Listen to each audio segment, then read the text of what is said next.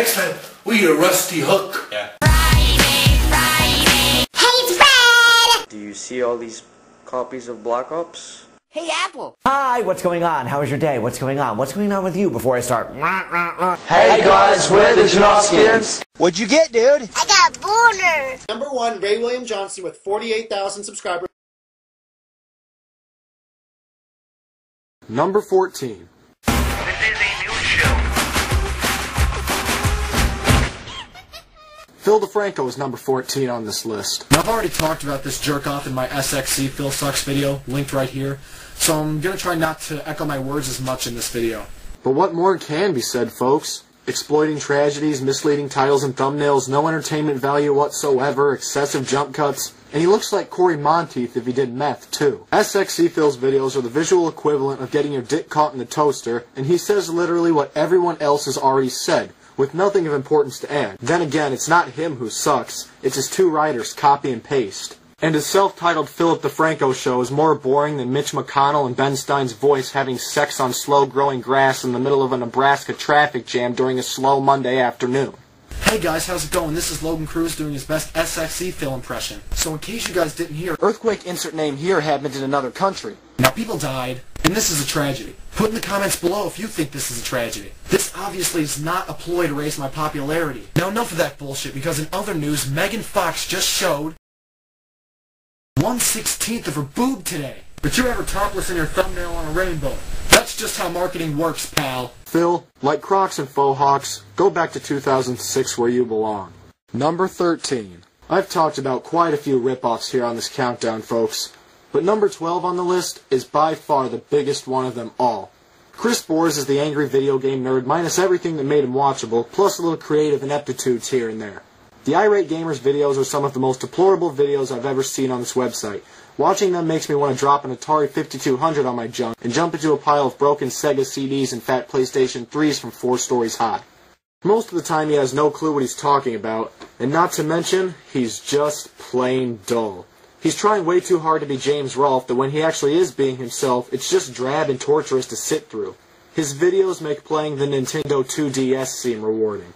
Hopefully he'll be the next person to play Berserk for the Atari 2600 and post his high scores. You get it? Because the two people who died after that, forget it. Just look it up. Who designed this shit? Number 12. It's raping time. PewDiePie is bar none the most overrated channel on this website.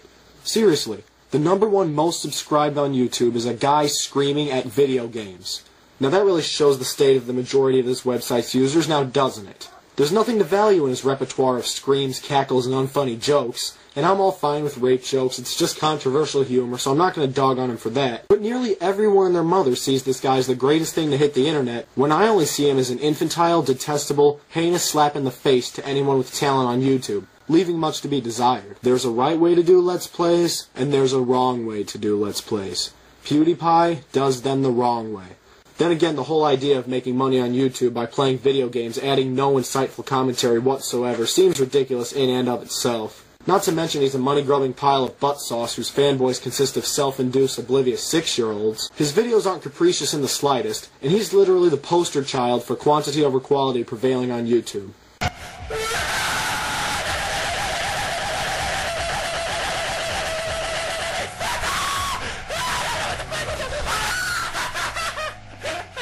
Number 11. Now this next YouTuber says he's not gay, but you know, if it looks like a duck, swims like a duck, and quacks like a duck, it's probably getting fucked in the ass by Shane Dawson. Plus, no straight person would ever kiss Joey Graceffa. But I digress. He has a great sex life, because he fucks his audience out of 4 minutes of their lives they'll never get back. Where the fuck do I begin with this one? Attention whore, money whore, unfunny, untalented, annoying, undeserving, obnoxious fanboys, ignominious, detestable, mundane. I could go on for hours, folks. Trying to sit through the visual amalgamation that is a Shane Dawson video was the hardest thing I've ever had to do. Fake titles and misleading thumbnails doesn't save Shane Dawson's crappy, perfunctory videos from being the visual equivalent of doing naked squats over a blender. Which sounds pretty tempting after watching a couple of his videos. Why the hell does Google let this guy cheat the system like he does? Oh, wait a minute, because he makes them revenue and YouTube loves to fuck over the little guy. Just like Shane Dawson on Wednesday nights. The man's got, what, 6 or 7 different characters he portrays in his videos? What are the chances that they'd all be unfunny dumbasses? He looks like his neck threw up and sprouted emo hair, and he is now a fucking millionaire because of his videos. Which is just another sign that Google rewards piss-poor entertainment. Number 10. If Shane Dawson is the queen of fake thumbnails and misleading titles, then Brittani Louise Taylor is the king, and Philip DeFranco is the bastard child. I can't stand the post-nasal drip that Brittani Louise Taylor passes off as videos. She is the most obnoxious YouTuber on this list. There's just something I can't stand about him. Oh, sorry, her. Brittani has the face only a mother could love, and even she hates it. Her videos are just as loathsome as she is, and when she sings, it sounds like somebody's clubbing a seal. I would rather be fully awake with no anesthetics during the removal of a kidney/root canal combo than sit through a Brittani Louise Taylor video. And the Shane Dawson comparisons are rightfully so, because they both do abhorrent, poorly written sketches, tedious vlogs, and a shitty music video here and there.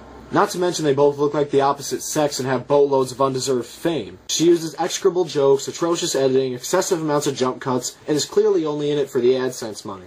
You couldn't pay me to watch any more of her god-awful excuses for videos if you tried.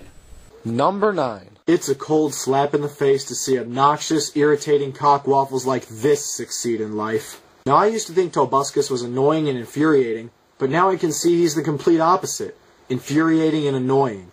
His literal trailers are among the worst segments I've ever seen on YouTube. His sketches are vulgarly obtrusive, unoriginal, and ostentatious. And then there's his crappy gaming videos. Because what would a YouTube whore be without their own gaming channel, right? Well, Ray William Johnson, I guess. But jokes aside, his gaming videos are irritating, uninspired, and he seems very unpassionate about them. They're literally a severe case of same shit, different video. His style has been done to death 1,000 times over before he even started making his mind-bogglingly awful videos. And ripping off a guy who ripped off Web Soup, that ripped off Talk Soup, that got ripped off by Tosh.0, that got ripped off by Ridiculousness, that got ripped off by Upload, who all ripped off America's Funniest Home Videos, isn't something to be proud of. Then again, telling him to be himself would be shitty advice as well. And his fanboys might even be more idiotic than he is. And that's saying a lot. When I ask my friends why they like him, they reply with, I guess Toby just grows on you after a while. Yeah, well so does cancer. Number 8. What's up, guys? Ray William Johnson hosts a quirky clip show here on YouTube where he steals videos and adds his perfunctory commentary while wrongfully claiming the copyright from them in the process. And let's not forget his latest act of money whorism where he cut his videos of reviewing already stolen videos into 3 separate parts and uploading them simply for the ad revenue. That act alone opened my eyes and made me realize he's nothing more than a mediocre money whore who steals videos without giving them any credit. Not to mention there's so many jump cuts riddled throughout his videos that he is literally ubiquitous the entire time. He's like Daniel Tosh without the comedic ability in Hep C. And then there's his crappy Your Favorite Martian channel that consists of his threadbare animated music videos. If I wanted to watch a YouTube whore that Google lets get away with murder sing as nothing more than a publicity stunt, I'd head over to Shane Dawson's channel. He's one of the most blind to criticism, elite douchebag gods of this website. Hands down. You want to know what equals 3, Ray William Johnson? Your IQ points. You copyright-stealing asshole point refuter. Number 7. The only redeeming quality for iJustine is that she's pretty as a picture, which is probably why most people want to hang her. I know I've said pretty much every YouTuber on this list so far has some or most of their videos being boring and mundane, but I mean it when I say every single video that comes out of iJustine's 10,000 channels is drab and monotonous. Not a single partially entertaining video of them all. I needed some excitement after watching an iJustine video, so I decided to TiVo the 6-hour marathon of paint drying. If I had $1 for every channel iJustine had, I would be very poor. But I'd have about $7 or $8. And don't even get me started on her gaming channel. If I wanted to watch a woman bitch and complain about overrated and obscure video games she sucks at just for the money, I'd watch a PewDiePie video. Now this YouTube whore calls her haters jealous. Jealous, Justine? Or is it just the fact that we can see through a fraud's bullshit? It's the year 2013, you stupid dits. Everyone has their own different opinions. We can't all think like your impressionable, easily distracted 9-year-old fangirls. I would rather be beaten to death with an IKEA table leg than watch you shop at one of their stores. And her prank calls are just plain mediocre. My last 20-minute call with the bill collector was funnier. Not to mention she's one of the biggest money hoards of all time, not just on this website. Number 6. Oh. Where do I begin with Onision? Anyone who's seen his Shiloh Forgot Me or his plethora of other exploitation videos knows exactly where I'm going with this one. What a tactless douchebag. When your girlfriend supposedly lost her memory, if it wasn't scripted, which it probably was, instead of calling an emergency number, you document and post it to the masses. But oh no, you don't stop there in your diatribe of filth you post on this website. You exploit her allegedly having sepsis as well. That's a heinous slap in the face to anyone with that disease, you mendacious douche nozzle. The fact that you have the temerity to do that is just plain detestable. And when you aren't exploiting people for cash, you're being mundane, repetitive, and lacking, as you can see in your I'm a Banana video, which I'd rather choke to death on a banana than seeing. Or, you're being blind to criticism, which you rightfully deserve. Your 10 Things I Hate About Hater videos is one of the worst videos I've ever seen on this or any website. And technically, making that video, by your logic, would also make you a hater. And your dumbass debates to make you look like the victim when you're getting honest and constructive criticism from people is just fucking ridiculous. I've seen what you've done to Repsian and the Amazing Atheist. I wouldn't lose a wink of sleep if you got your partnership revoked, asshole.